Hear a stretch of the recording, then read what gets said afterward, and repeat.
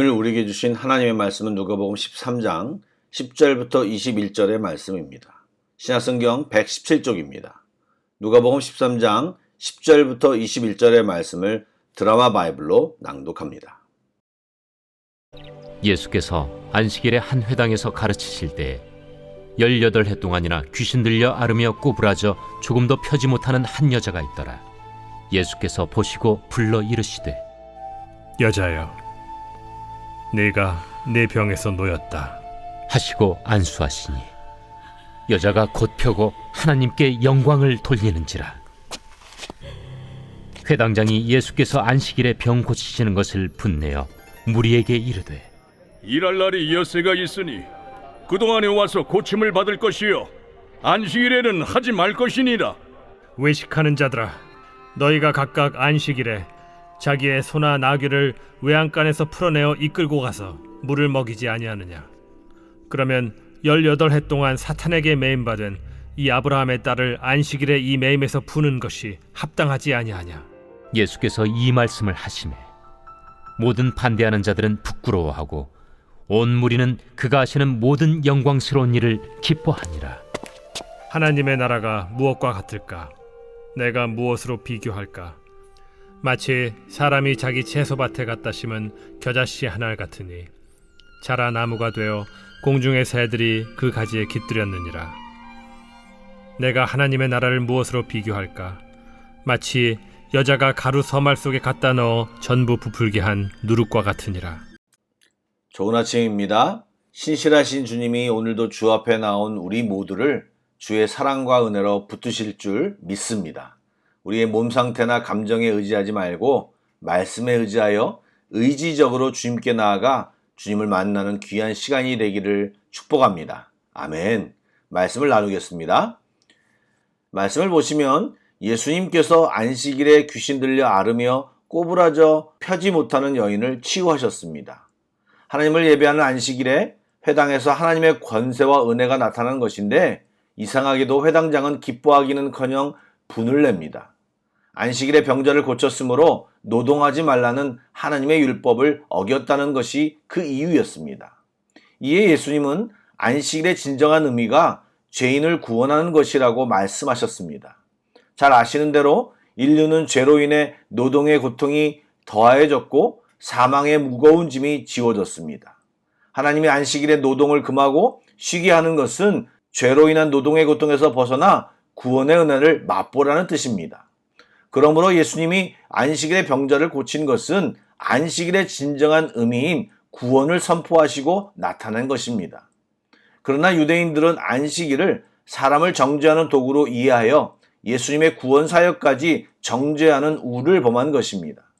그러므로 우리 성도들은 하나님의 말씀을 자의적으로 곡해하지 않도록 힘써야 하고 성령의 지혜를 받아 하나님의 뜻을 제대로 알고 순종해야 합니다.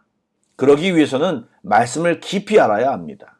문자 그대로 지식만 알아서는 말씀을 제대로 깨달을 수가 없습니다. 잘 듣고 읽고 암송하고 묵상하고 공부해야 합니다. 또 과거에는 성경도 잘 알지 못하고 소수의 사람만 읽을 수 있었기에 내용 자체를 아는 것만 해도 참 은혜였고 그 조금 알게 된 말씀을 지키려고 노력하는 놀라운 애씀이 신앙인들에게 있었습니다. 그런데 요즘은 조금만 노력하면 성경에 대해서 또 성경이 말하는 의미도 쉽게 알 수 있고 유튜브에도 수많은 성경 말씀의 해석이 즐비합니다. 그런데 여러분, 과거부터 요구받기는 했지만 이 시대가 우리 그리스도인들에게 요구하는 것은 바로 말씀대로 행함입니다. 살아내는 것이 진짜 신앙입니다. 많이 알아서 남을 가르치는 성경 교사라고 할지라도 행하지 않으면 제대로 아는 것이 아닙니다. 분을 내며 안식일에 병을 고치는 것이 잘못이라고 말하는 회당장에게 예수님은 무엇이 잘못인지를 설명하셨습니다. 안식일에도 외양간에 있는 소나 나귀를 풀어 물을 먹이는 것을 지적하면서 안식일에 18년 동안 사탄에게 매였던 자를 푸는 것이 합당하지 않느냐고 반문하셨습니다. 유대인들이 자신들의 재산을 지키기 위해서는 안식일에 일을 하면서도 영혼을 구하는 일을 금지하는 것이 외식임을 지적하신 것입니다. 이 논중에 동의하는 사람들은 속 시원한 주님의 말씀에 기뻐했고 안식일 법으로 예수님을 대적했던 자들은 부끄러울 수밖에 없었습니다. 예수님의 말씀과 해석이 너무나도 상식적이고 합당했기 때문입니다. 우리들도 우리가 알고 행하는 것이 우리들만 옳다는 독단에 빠지지 말고 말씀이 바탕이 된 것인지를 점검하고 그런 말씀 위에서는 건강한 신앙인이 되어야 할 것입니다. 제가 오랫동안 찬양을 인도하면서 같은 질문을 자주 받을 때가 있습니다. 요즘 예배 드릴 때 찬송가를 잘 부르지 않고 복음성가를 부르는데 문제가 있지 않나요? 왜 시끄러운 악기를 사용하나요? 경건하지 못한 것은 아닌가요? 등등 최근 예배 음악에 대해 거부감을 느끼는 분들의 질문입니다. 그러나 이것은 그분들의 입장에서는 그런 말들이 일리가 있을 수 있지만 객관적인 면에서는 다소 미흡한 주장이라고 할 수 있습니다. 영과 진리로 예배하는 방식은 시대마다 세대마다 심지어는 사람마다 다릅니다. 우리의 위세대 분들은 조용하고 경건하게 예배드리기를 원했습니다. 그러나 요즘 젊은이들은 좀 더 활동적으로 예배하기를 원합니다. 몸을 들썩이고 손을 흔들며 찬양하기를 원합니다. 그들은 그럼으로써 영과 진리와 진심으로 하나님께 나아가는 것입니다. 이것은 벌써 꽤 많이 한국교회에 자리 잡힌 예배 방식입니다. 또 이야기합니다. 앞으로 10년, 20년 뒤면 찬송가를 누가 부르겠습니까? 라고 말합니다. 예, 맞습니다. 여러분, 찬송가는 10년, 20년 주기로 계속 바뀝니다. 각각 시대를 반영하는 새로운 곡들이 들어가고 잘 부르지 않은 찬송가는 계속 없어집니다. 이제 먼 훗날 우리들이 예배 시간에 부르는 곡들이 찬송가에 많이 들어가 있을 것입니다. 악기에 대해서는 더 많은 호불호가 있는 것 같습니다. 여러분, 제가 청년 때는 본당에서 기타를 친다고 장로님들에게 혼이 났습니다. 그런데 여러분, 요즘은 어떻습니까? 어디서나 기타를 칠 수 있지 않습니까? 또한 전통을 자랑하는 요즘 교회에서는 파이프 오르간을 장치한 곳이 꽤 많이 있습니다. 그런데 기독교 역사를 보면 예배 드릴 때 오르간을 치기 시작한 지는 얼마 되지 않았습니다. 심지어 500년 전 종교개혁이 일어났을 때 어떤 종교개혁가는 도끼로 오르간을 부수기도 했습니다. 오르간 소리가 너무 크고 화려해서 하나님의 영광을 가로막는다는 이유였습니다. 여러분, 오르간이든 기타든 드럼이든 하나님을 예배하는데 다 사용할 수 있습니다. 예배 공동체가 선택하는 것이지 절대적인 진리의 부분이 아니라는 말씀입니다. 어떤 노래와 어떤 악기와 어떤 방식으로 찬양하는 것은 우리가 만들어낸 관습이요 형식일 뿐입니다. 그러므로 절대적인 진리가 아니라는 말씀입니다. 곰곰이 생각해 볼 문제입니다. 이어 예수님께서는 저자씨 비유와 누룩 비유를 말씀하셨습니다. 사람 눈에는 작고 보잘것없고 아무 능력이 없을 것 같아도 제대로 그것을 사용하면 풍성해지고 새들이 깃드는 존재가 되고 많은 사람들의 양식을 만들 수 있는 것입니다. 마찬가지로 하나님의 나라는 외형적인 것에 치중하지 않습니다. 보이는 것에 집착하지 않습니다. 작지만 기본적인 것, 아무것도 아닌 것 같지만 가장 핵심적인 것을 집중할 때 우리는 풍성함 뿐만 아니라 다른 사람에게 나눠지는 결과를 보게 되는 것입니다. 이처럼 하나님의 나라는 제도나 건물과 간판, 외형적인 것이 아니라 내재된 생명력과 파워입니다. 저는 오늘 이 말씀을 읽으며 우리 한마음교회가 이런 생명력이 있는 가장 기본적이고 핵심적인 가치에 집중하는 교회가 되어야겠다는 생각을 다시 했습니다. 복음을 더 확실히 알고 모여 예배하고 기도하고 한마음으로 사랑하고 이제 그 은혜를 다른 사람에게 전해주는 그런 교회가 되기를 소망합니다. 보여지는 것보다 실제 파워가 있는 하나님의 임재가 있는 그런 교회가 되기를 원합니다. 많은 사람들에게 쉴 곳이 되고 다른 사람에게 영육간에 먹을 것을 주는 그런 교회가 되기를 소망합니다. 사랑하는 여러분, 우리 교회가 그런 교회가 될 수 있도록 우리 함께 노력하고 함께 기도하기를 부탁드립니다. 아멘. 기도하겠습니다. 사랑의 주님, 우리들이 본질을 보게 하시고 비본질에 묶여 사는 자들이 되지 않게 하여 주시옵소서.